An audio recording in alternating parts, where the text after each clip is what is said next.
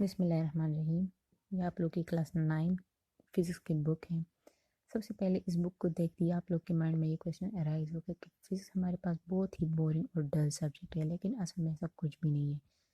जब आप लोग अपने इर्द गिर्द अपने नेचर को स्टडी करना चाहोगे तो इसके लिए आप लोग स्टडी करोगे किस चीज़ को, साइंस को स्टडी करोगे।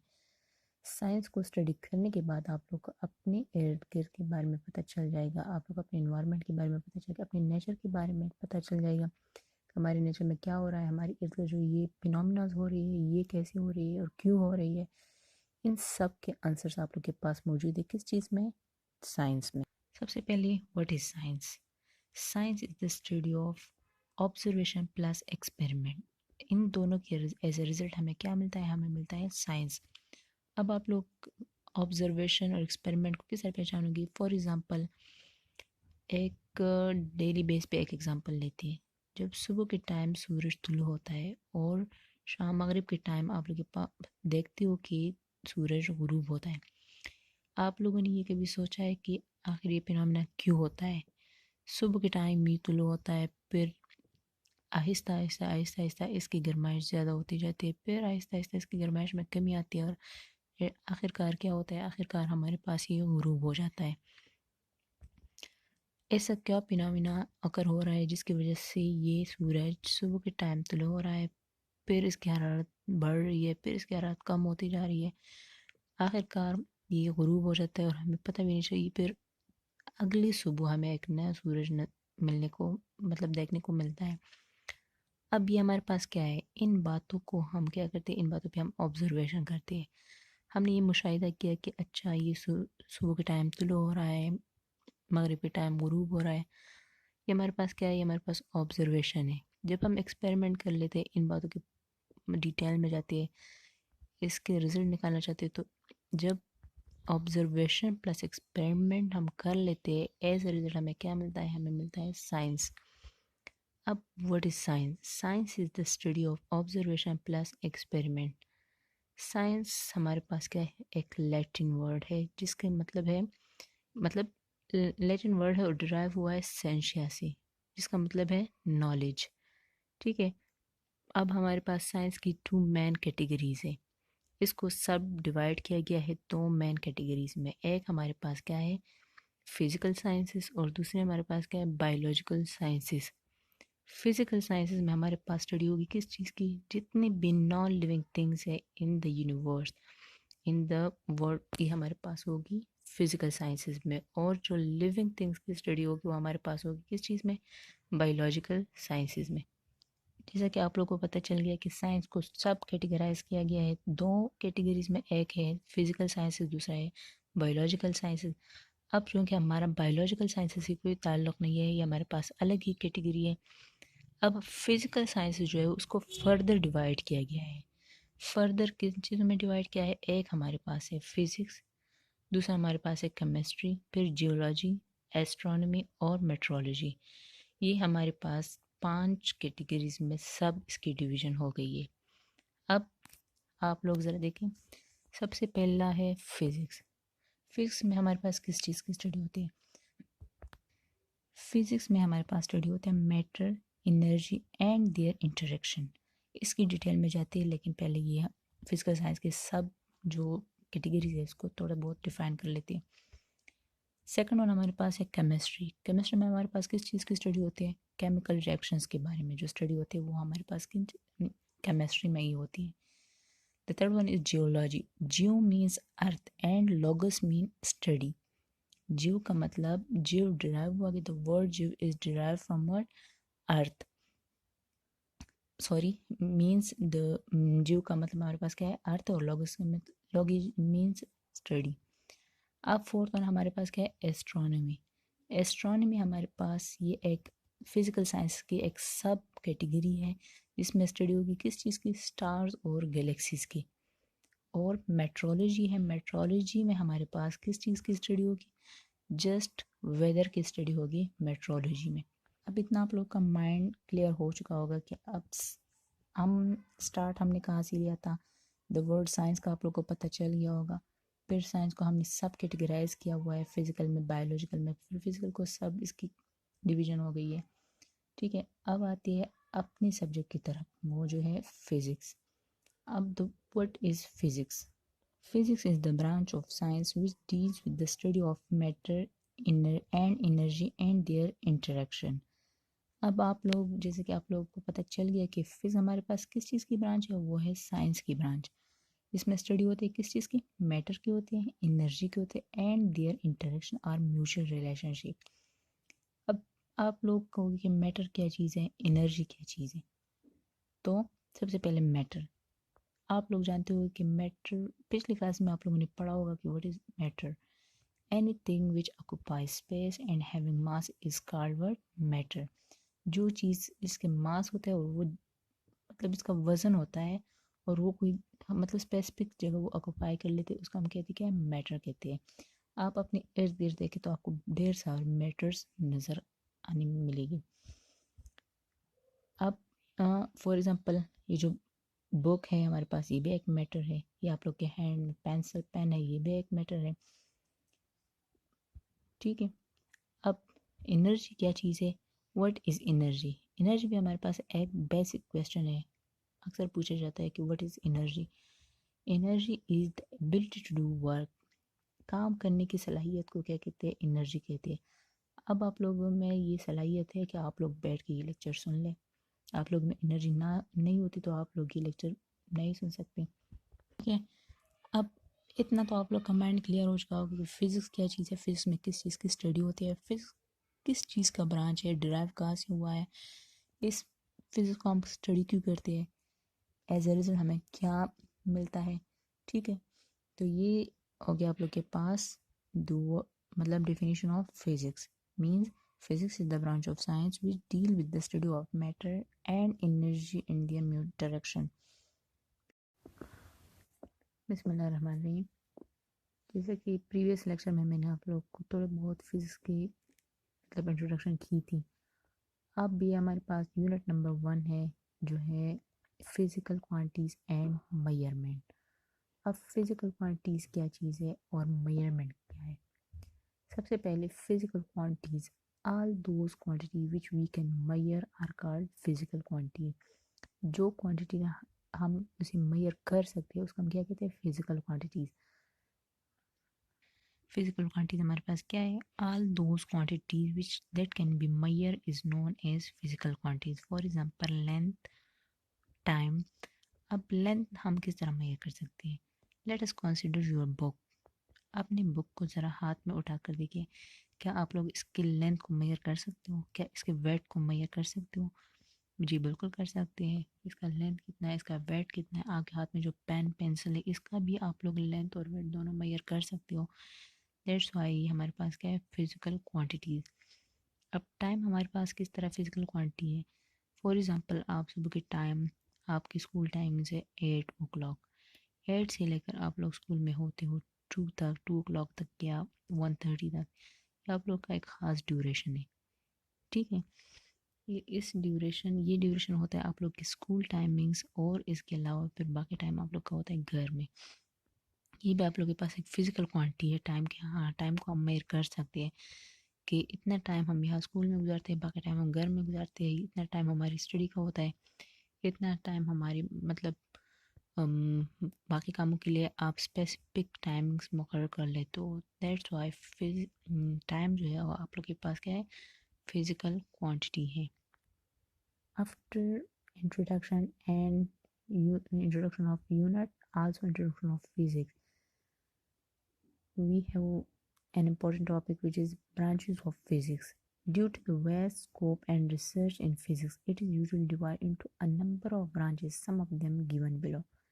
जैसा कि आप लोग जानते हो, आप लोग को पता चल गया कि फिजिक्स हमारे पास क्या है? एक वेस्ट मतलब एक बहुत ही बड़ा फील्ड है। जिस तरह साइंस को कैटेगराइज किया गया था, साइंस भी हमारे पास एक बहुत ही बड़ा फील्ड है, इसको हमने सब कैटेगराइज किया है। ये कैटेगराइज हम क्यों करते हैं? इसको सब डिवीजन, इसका मतलब जो सब डिवीजन है इसके हम क्यों करते थे? ये इसीलिए कर लेते कि ताकि हमारे लिए आसानी हो इसको स्टडी करने में। अगर हम इन लोग मतलब जो ये ब्रांचेस है, अब फॉर एग्जांपल फिजिक्स ले लें, फिजिक्स एज अ होल आप लोग स्टडी करना आपके लिए बहुत मुश्किल हो जाएगा। इसलिए इसको हमने कैटेगराइज किया गया है, क्योंकि फॉर एग्जांपल अब हमारे पास है मैकेनिक्स, हीट एंड थर्मोडायनेमिक्स। अब आप लोग मिक्सअप करके आप लोग स्टडी करोगे तो आप लोग कंफ्यूज हो जाओगे, आप लोग के लिए मुश्किल हो जाएगा स्टडी करना। अगर आप लोग इसको कैटेगराइज करके फिर इसकी स्टडी करोगे तो आप लोग के लिए ईजी हो जाएगा, स्टडी करने में भी आसानी होगी, स्टडी करने में भी दिलचस्पी भी होगी। अच्छा, इस कैटेगरी में हम इन चीज़ों के बारे में स्टडी करते हैं, दूसरी कैटेगरी में हम इन चीज़ों के बारे में स्टडी करते हैं, मिक्सअप भी नहीं होगा और स्टडी करने में आसानी भी होगी। चलो स्टार्ट लेते हैं ब्रांचेस ऑफ फिजिक्स की। The first one branch is mechanics. अब मैकेनिक्स क्या चीज़ है? What is mechanics? Mechanics is the study of motion of all the objects. Mechanics क्या है? The study of motion of all the object is called what? Mechanics. For example आप लोग के पास एक कार है जो कि पॉइंट ए पे आप लोग के पास खड़ा हुआ है, ये ट्रैवलिंग कर रहा है कहाँ से? पॉइंट ए से पॉइंट बी तक। ये पॉइंट ए से लेकर पॉइंट बी तक जो डिस्टेंस कवर करता है उसका हम क्या कहते हैं? डिस्टेंस। ठीक है। अब आप लोग के माइंड में क्वेश्चन मस्ट अराइज होगी कि ये गाड़ी जो है, कार है, ये मोशन क्यों कर रहा है, इसको मतलब इसकी मोशन की वजह क्या है, ये यहाँ से वहाँ तक जाता क्यों है, ऐसे कौन से फोर्सेस इसके ऊपर अप्लाई हो रहे हैं जिसकी वजह से ये मोशन कर रहा है। ठीक है। इन सब की स्टडी को हम करते हैं किस चीज़ में? मैकेनिक्स में करते हैं। फॉर एग्जाम्पल हमारे पास एक सेकंड एग्जाम्पल है, एक बॉल ले लें। ठीक है, आप बॉल को हिट कर दे तो बॉल का मोशन जो होता है वो जिगजैग मोशन होता है। अब ये बॉल हिट क्यों हो रहा है, ये अपनी प्लेस से डिस्प्लेस क्यों हो रहा है। ठीक है, इन सब की डिटेल में जाने के लिए हम किस चीज़ को स्टडी करते हैं? मैकेनिक्स। ठीक है, ये हो गया आप लोग के पास क्या? The first one branch mechanics. Mechanics is the branch of physics which deal with the study of motion of all the objects. For example, falling objects. Falling object हमारे पास क्या चीज़ है? Free fall object. आप एक ball को हाथ में पकड़ कर ऊपर हाथ कर दो और बॉल को गिरा दे, तो हो गया आपके पास क्या है? Falling object. Moving object. Moving object क्या है? फॉर एग्जाम्पल कार है, बॉल है, साइकिल है, ढेर सारी एग्जाम्पल्स आप लोग की माइंड मतलब इस मैकेनिक्स में आती हैं। अब the second one branch of physics is heat and thermodynamics. What is heat? Heat, आप ब्रांचेस के नाम को देखकर आप लोगों को खुद ब खुद इसकी डिफिनीशन माइंड समझ में आ जाएगी। अब हीट क्या चीज़ है? What is heat? Heat is the hotness और कोल्डनेस ऑफ अ बॉडी। ठीक है, हॉटनेस और coldness of a body is called what? Heat. किसी चीज़ की गर्माइश या ठंड को क्या कहते हैं? हीट कहते हैं। ठीक है, और थर्मोडायनेमिक्स क्या है? Which deals with the flow of heat from one system to another system. Also, it is the transformation of heat energy to other form of energy. अब dynamics क्या है? The word therm means temperature, dynamic means motion. ठीक है, अब किस तरह? For example आप cup of T ले लें। कप ऑफ टी आप लोगों ने ली, इसमें गर्म चाय आप लोगों ने डाली, अब इसमें आप लोगों ने एक ठंडी सी चम्मच रख ली। थोड़ी देर बाद आप लोग चेक कर सकते हो कि वो चम्मच भी आहिस्ता आहिस्ता गर्म होता जाता है। ये क्यों? क्योंकि इसमें हो रहा क्या है? कौन सा फिनोमेना करो? इसमें ट्रांसफर ऑफ हीट हो रहा है। ठीक है, तो ये जो स्टडी होगी ये किस चीज़ में होगी? थर्मोडाइनमिक्स में होगी। ठीक है, फॉर एग्जाम्पल में आप लोग क्या ले सकते हो? मेल्टिंग भी ले सकते हो, फ्रीजिंग भी ले सकते हो। ठीक है, ठीक है, ये आप लोग के पास हो गया क्या? Heat and thermodynamics. आप जस्ट सिंपल इतना समझ लें कि इन ब्रांचेस में किस चीज़ की स्टडी होगी। ठीक है, इसकी डिटेल में इतने जाने की ज़रूरत है जैसे आप लोग के माइंड कंसेप्ट क्लियर हो गया। अच्छा, मैकेनिक्स में motion of all the objects, फिर हीट एंड थर्मोडायनेमिक, इसमें स्टडी किस चीज़ की हो रही है? इसमें मतलब हीट और टेम्परेचर के बारे में जो स्टडी हो रही है, इसके ट्रांसफॉर्मेशन के बारे में स्टडी हो रही है। ठीक है, अब आती है थर्ड वन की तरफ, ऑसिलेशन एंड वेव्स। अब what is oscillation and what is wave? Oscillation क्या है? To and fro motion of a body is called oscillation, या आप लोग कह सकते हो up and down motion of a body, या आप लोग कहते हैं back and forth motion of a body is called what? Oscillation. Oscillation for example आप सिंपल पेंडुलम ले लें। आप लोगों ने अक्सर नोट किया होगा, आप लोग के घरों में वॉल क्लॉक जो होते हैं उसके नीचे एक बॉब सा हैंग होता है, वो bob to and fro motion करता है। आप लोगों ने देख लिया होगा, फॉर एग्जांपल ऐसी किस्म का वॉल क्लॉक होता है। ये मैंने थोड़ा बहुत टेढ़ा मेढ़ा बनाया है लेकिन बस आप लोग का अंदाज़ा हो गया होगा। अब ये चीज़ क्या है आप लोगों के पास, ये जो मोशन करता है ना यहाँ से यहाँ तक, फिर यहाँ से यहाँ तक की आप लोगों के पास कौन सी मोशन है, टू एंड फ्रो मोशन है। अब ऐसे भी होते हैं जो अप और डाउन मोशन कर लेते हैं या बैक एंड फोर्थ मोशन कर लेते हैं, उसका हम क्या कहते हैं, ऑसिलेशन कहते हैं। अब वेव्स क्या चीज़ है, what is wave, a travelling disturbance is called wave. Travelling disturbance क्या है आप लोग के पास, फॉर एग्जांपल वाटर ले लें, एक वाटर मतलब कोई भी चीज़ ग्लास में वाटर डाल दे, कोई बॉल में वाटर डाल दे, उसमें आप लोग किसी चीज़ को फेंकते हैं, वो बिल्कुल रेस्ट में होते हैं फर्स्ट, लेकिन जब आप उसके अंदर किसी चीज़ को डाल देते हो तो क्या होता है, उसमें वेव्स आपको नज़र आ जाती है। ये वेव्स क्या होती है, ये डिस्टर्बेंस होता है, डिस्टर्बेंस ऑफ वाटर या travelling disturbance is known as what, waves. ठीक है, ये इसके एग्जांपल में आप लोग क्या लगते हो, स्प्रिंग भी ले सकते हो। स्प्रिंग को आप ज़रा स्ट्रेच करके, मतलब फॉर एग्जांपल आप, ये आप लोग के पास है एक स्प्रिंग, ये देख लें ज़रा, इसको आप यूँ स्ट्रेच कर ले, ये इतना ही लंबा हो जाएगा, फिर आप इसको छोड़ दीजिए, दोबारा अपनी पोजीशन रिज्यूम कर लेगा। ये आप लोग के पास क्या है, ये आप लोग के पास है मतलब disturbance of spring.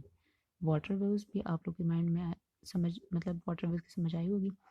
Sound waves भी है हमारे पास। साउंड वेव्स किस तरह है, फॉर एग्जांपल आप ले लें अपना मोबाइल फ़ोन, जब आप कॉल मिलाते हो, किसी से बात कर लेते हो, दरमियान में आपकी आवाज़ कट जाती है, कटती क्यों है, ये ट्रैवलिंग डिस्टर्बेंस ऑफ साउंड है।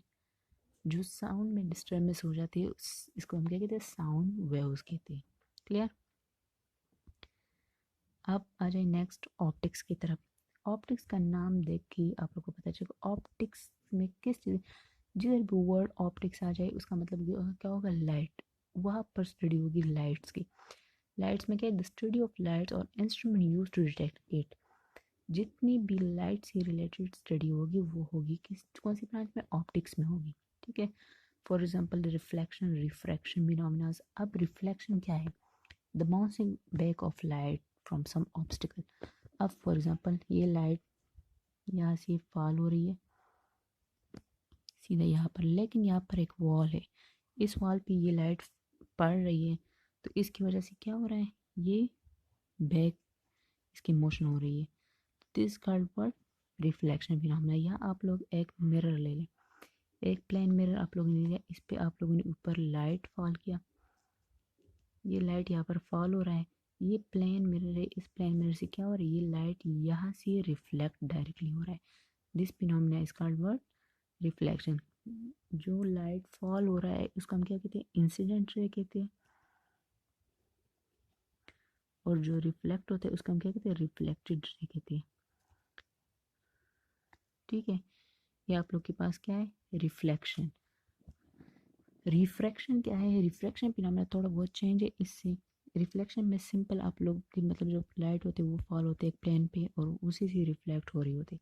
वाइल रिफ्रैक्शन में क्या होता है, रिफ्रैक्शन में यही लाइट मतलब जो लाइट रिफ्लेक्शन में फॉल हुई है वही लाइट रिफ्रैक्शन में भी फॉल हो रही है, लेकिन यहाँ पर तो जैसे ये इस प्लेन मिरर पे फॉल होता है, कुछ ना कुछ रेस यहाँ पर नीचे क्या होगी, एब्जॉर्ब होगी, और बाकी रेस होगी रिफ्लेक्ट।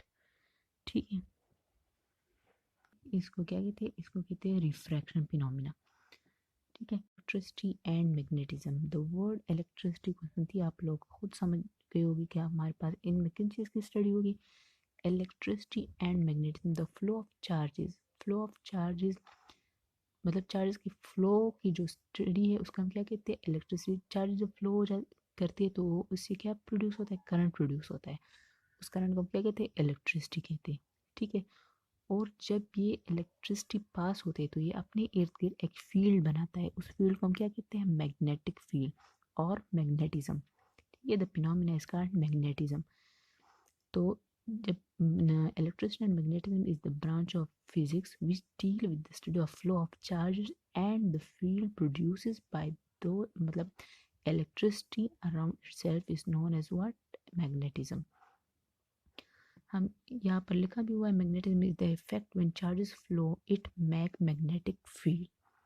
ठीक है, जो मैग्नेटिक फील्ड ये प्रोड्यूस करता है उसको हम क्या कहते हैं, मैग्नेटिज्म कहते हैं। अब व्हाट इज चार्ज, सिंपली अपनी मतलब जस्ट कंसेप्ट के लिए लिखते हैं। चार्ज क्या चीज़ है? Property of an object due to which it attract or repel other objects. या मतलब ऐसी प्रॉपर्टी किसी ऑब्जेक्ट की एक ख़ास प्रॉपर्टी होती है, या तो वो किसी दूसरे ऑब्जेक्ट को रिपल करेगा या वो दूसरे ऑब्जेक्ट को अट्रैक्ट करेगा। This property is called what? Charge. सही है। अब आ जाइए नेक्स्ट ब्रांच की तरफ, जो है आप लोग के पास एटॉमिक एंड न्यूक्लियर फिजिक्स। अब एटॉमिक और न्यूक्लियर फिजिक्स का नाम सुनते ही आप लोग खुद ब खुद समझ गए होंगे कि हमारे पास ये किस चीज़ की स्टडी है। Atomic and nuclear physics, structure and properties of atom and the nuclei of an atom. इसमें स्टडी होगी एटम्स की, उसकी न्यूक्लियस के बारे में होगी, इसके सब एटॉमिक पार्टिकल्स के बारे में, इलेक्ट्रॉन प्रोटॉन न्यूट्रॉन, ये मूवमेंट किस तरह कर रही है, न्यूट्रॉन प्रोटॉन कहाँ पर प्रेजेंट होते हैं, इलेक्ट्रॉन कहाँ पर प्रेजेंट होता है, इन सब की स्टडी करने के लिए स्टडी हम किस कौन सी ब्रांच में करते हैं? एटॉमिक एंड न्यूक्लियर फिजिक्स में। अब इतना तो आप लोग को पता होगा कि हमेशा मतलब एटम में प्रोटॉन और न्यूट्रॉन जो होते हैं वो न्यूक्लियस में होते हैं, जबकि इलेक्ट्रॉन जो होते हैं वो रिवॉल्व अराउंड द न्यूक्लियस। ठीक है, बस सिंपल इतना ही आप लोग के माइंड में होना चाहिए कि इस ब्रांच में किस चीज़ की स्टडी करते हैं। ठीक है, फिर हमारे पास एक नेक्स्ट ब्रांच है रिलेटिविटी। रिलेटिविटी क्या है? The study of motion of object with very high speed as compared to speed of our light or nearly equal to speed of light। Relativity हमारे पास फिजिक्स का एक ऐसा ब्रांच है जिसमें हम स्टडी करते हैं किस चीज़ की? मोशन ऑफ ऑब्जेक्ट्स की। एक ऑब्जेक्ट के मोशन कितनी तेज़ी से हो रहा है, एक ऑब्जेक्ट कितना तेज़ मतलब उसका स्पीड है, वो स्पीड हम कंपेयर करते हैं किस चीज़ से? स्पीड ऑफ लाइट से, क्योंकि हमारे पास लाइट की जो स्पीड है वो इंतहाई ज़्यादा है। ठीक है, तो लाइट की स्पीड से कंपेयर करके हम ऑब्जेक्ट के मोशन को स्टडी करते हैं, या तो वो होगी लाइट की स्पीड की इक्वल या नियरली इक्वल होगी। ठीक है, अब स्पीड ऑफ लाइट हमारे पास क्या है, ये बहुत ही इंपॉर्टेंट है, आप लोग ज़रा नोट कर लें। Speed of light is 3 multiply 10⁻⁸ metre per second. ठीक है, ये आप लोग नोट करते जाएं।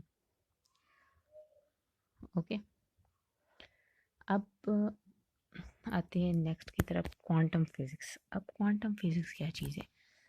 Quantum means discrete indivisible particles. ठीक है, क्वांटम का मतलब क्या है?